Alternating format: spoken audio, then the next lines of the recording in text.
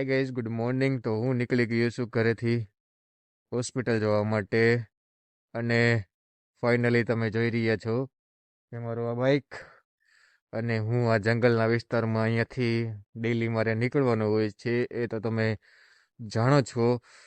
તો ઠંડી પુષ્કળ છે અને ઠંડીનું વાતાવરણ સાવ એટલે સાવ આ સુમસાન એરિયામાં સાવ એટલે સાવ ઠંડીનું વાતાવરણ પુષ્કળ છે.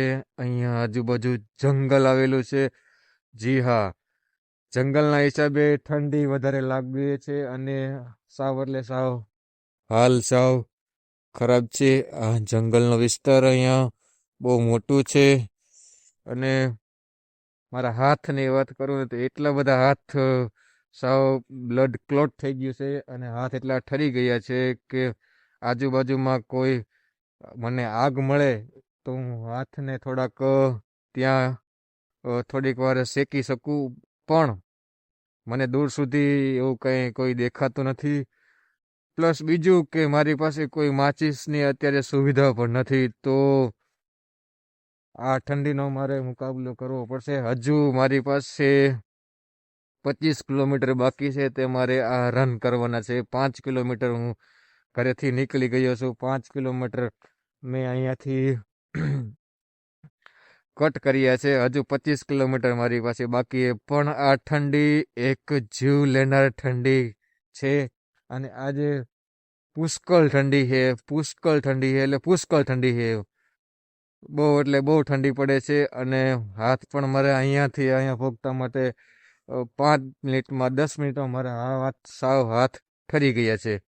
માહોલ સાવ ઠંડીનો છે. જંગલનો વિસ્તાર છે અને અહીંયા મોર્નિંગના 7 વાગી રહ્યા છે. બરાબર. તો મિત્રો, હવે હું ધીરે ધીરે આગળ વધું છું. ચાલો, રાધે રાધે. આખી દવાને લાગુ પડે છે આ પેશન્ટને. હરસુખભાઈ કરીને પેશન્ટ છે, તેને યુરિનમાં પેશાબમાં બહુ તકલીફ છે. કાકા ગાંઠે લઈ આવ્યા તો હાલો તમે અંદર. હાલ ફડીકું છોડ, બીજું શું હવે. ફાઇનલી હોસ્પિટલે પહોંચી ગયો અને અત્યારે ગાંઠિયા કાકા ગાંઠિયા લાવ્યા છે. ચાલો, ગાંઠિયાનો પ્રોગ્રામ કરવાનો છે. ચાલો અંદર આવો. અહીંથી ગાંઠિયા બાઠિયા થોડોક ખાઈ લઈએ અને તો ચાલો વધી આગળ ગાંઠિયાના પ્રોગ્રામમાં. આવે ગાંઠિયાની રમઝટ ચાલુ થવાની તૈયારીમાં છે. ગાંઠિયા ઓછા ખાજે હો. મોટા તો ખાવ ને કાકા, ગાંઠિયાની રમઝટ બોલાવો. લ્યો લ્યો ગાંઠિયા લ્યો, ગાંઠિયા લ્યો, ગાંઠિયા લ્યો. સંભારો પપૈયાનો આવી ગયો, મરસા આવી ગયા.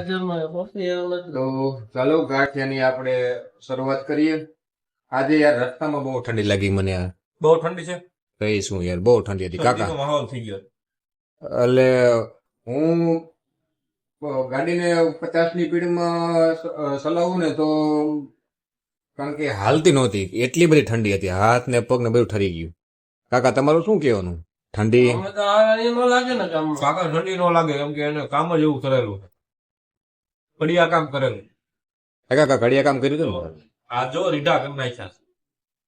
કાકાનું શરીર એટલું બધું મજબૂત છે ને કે એને પહેલાથી નાની ઉંમરથી ને કાકાએ કડિયા કામનું કામ કર્યું હતું.